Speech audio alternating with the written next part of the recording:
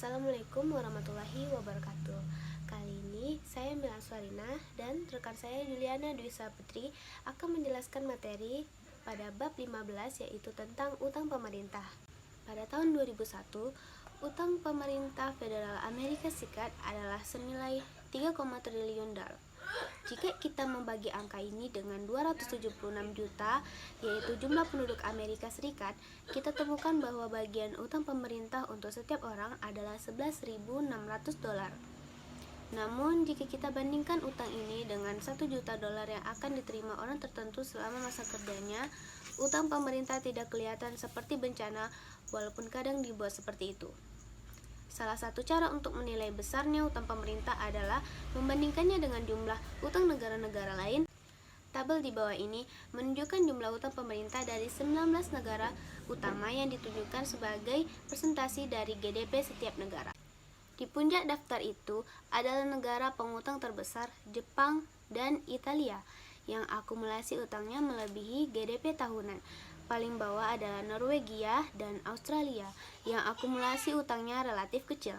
Utang pemerintah relatif terhadap besarnya perekonomian bervariasi dan mendekati 0 pada tahun 1830-an sampai maksimum 107% dari GDP pada tahun 1945. Masalah pengukuran defisit anggaran pemerintah sama dengan pengeluaran pemerintah dikurangi penerimaan pemerintah, yang sama dengan jumlah utang baru yang dibutuhkan pemerintah untuk mendanai operasinya.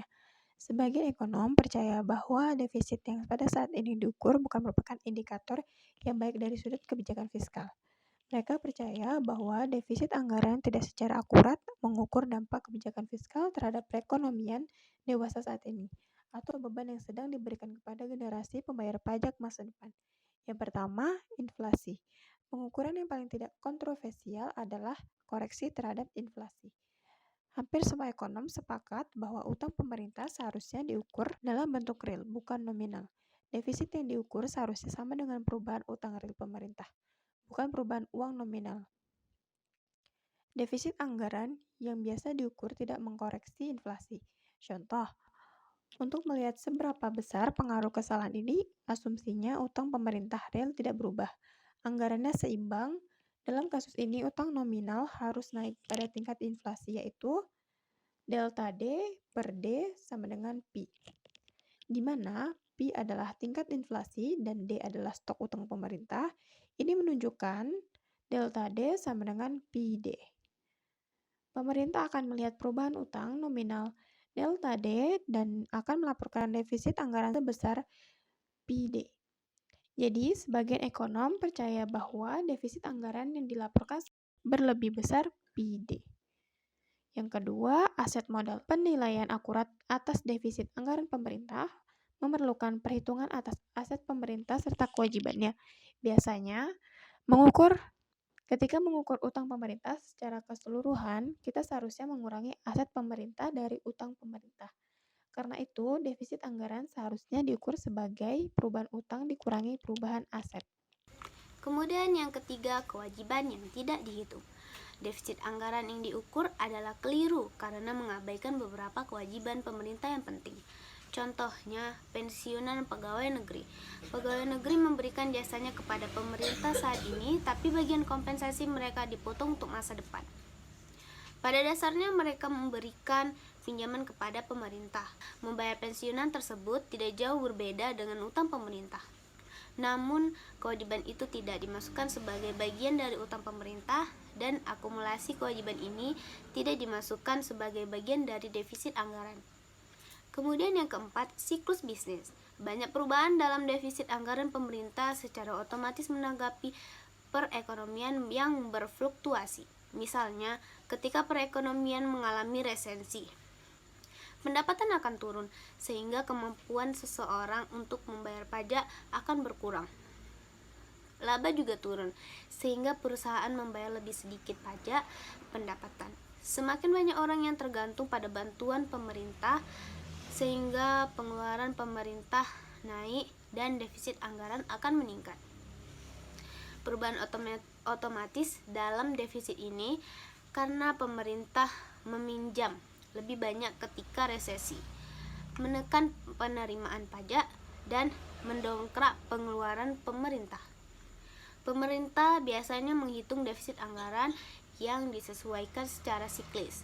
Defisit yang disesuaikan secara siklis didasarkan pada estimasi mengenai berapa pengeluaran pemerintah dan penerimaan pajak yang terjadi jika perekonomian beroperasi pada tingkat output dan kesempatan kerja alamiahnya.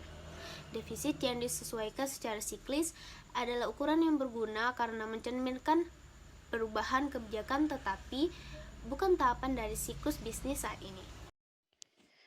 Pandangan tradisional atas utang pemerintah. Ketika pemerintah memotong pajak dan mengalami defisit anggaran, pendapatan konsumen menjadi jauh lebih tinggi. Konsumen menanggapi dengan melakukan pengeluaran lebih banyak. Dalam jangka pendek, pengeluaran konsumen yang tinggi akan meningkatkan permintaan terhadap barang dan jasa, dan akan meningkatkan output dan kesempatan kerja. Tingkat suku bunga juga akan naik ketika investor bersaing. Tingkat bunga yang tinggi akan menahan investasi dan mendorong aliran masuk modal dari luar negeri. Dalam jangka panjang, mengecilnya tabungan nasional dan yang disebabkan oleh pemotongan pajak akan berarti persediaan modal yang lebih kecil dan utang luar negeri yang lebih besar. Dampak keseluruhan generasi sekarang akan menerima manfaat dari konsumen lebih tinggi dan kesempatan kerja yang lebih tinggi, meskipun inflasi cenderung lebih tinggi.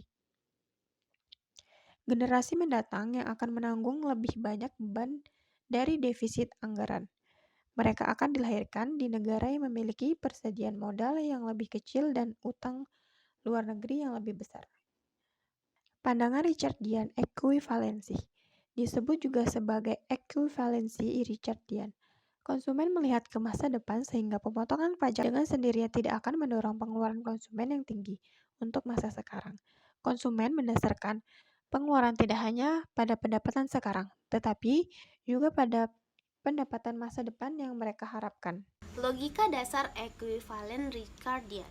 Pemerintah mendanai pemotongan pajak dengan utang pemerintah dan di masa depan pemerintah harus meningkatkan pajak untuk membayar utang dan bunga yang terakumulasi. Pinjaman pemerintah saat ini akan mengakibatkan pajak yang lebih tinggi di masa depan. Pemotongan pajak yang didanai oleh utang pemerintah tidak akan mengurangi beban pajak. Pemotongan pajak hanya menjadwal ulang pajak. Konsumen yang melihat ke depan memahami hal tersebut, sehingga pemotongan pajak tidak mendorong konsumen mengeluarkan pengeluaran lebih banyak. Utang pemerintah ekuivalen dengan pajak masa depan dan pajak masa depan akan ekuivalen dengan pajak saat ini. Jadi, pemerintah mendanai dengan utang adalah ekuivalen dengan pajak. Pandangan ini yang disebut ekuivalen Richardian. Perspektif lain tentang utang pemerintah. A. Anggaran berimbang versus kebijakan fiskal. Ada 3 alasan mengapa kebijakan fiskal optimal kadang menyebabkan defisit atau surplus anggaran. Yang pertama, stabilisasi. Defisit atau surplus anggaran bisa membantu menstabilisasi perekonomian. Aturan anggaran berimbang akan menarik kembali kekuatan penstabil otomatis dari sistem pajak dan transfer. Ketika perekonomian mengalami resesi, pajak secara otomatis turun dan transfer otomatis naik. Respon otomatis ini mendorong anggaran menjadi defisit. Aturan anggaran berimbang yang ketat akan meminta pemerintah menaikkan pajak atau mengurangi pengeluaran dalam masa resesi, tetapi akan menekankan peminatan agregat. Yang kedua, tax smoothing atau pemerataan atau penghalusan pajak. Defisit atau surplus anggaran bisa digunakan untuk mengurangi distorsi insentif yang disebabkan oleh sistem pajak. Misalnya, pajak atas penghasilan pekerja. Menurunkan insentif bagi orang-orang untuk bekerja selama berjam-jam. Karena disinsentif ini akan menjadi sangat besar pada tarif pajak yang sangat tinggi. Maka jumlah biaya sosial pajak diminimalkan dengan mempertahankan tarif pajak yang relatif stabil. Redistribusi integrasi. Defisit atau surplus bisa digunakan untuk menggeser beban pajak dari generasi sekarang ke generasi mendatang. Misal, untuk membiayai perang. Generasi sekarang bisa mendanai perang dengan defisit anggaran. Pemerintah kemudian bisa melunasi utang dengan mengenakan pajak pada generasi mendatang. Pertimbangan ini menyebabkan sebagian besar ekonom menolak aturan anggaran berimbang yang ketat. Aturan kebijakan fiskal perlu memperhitungkan kondisi-kondisi yang terulang kembali, di mana defisit anggaran merupakan respon kebijakan yang masuk akal. B. Dampak fiskal terhadap kebijakan moneter. Salah satu cara pemerintah untuk mendanai defisit anggaran adalah dengan mencetak uang yang menyebabkan inflasi lebih tinggi. Pembuat kebijakan fiskal mengandalkan pajak inflasi untuk membayar sebagian dari pengeluaran mereka.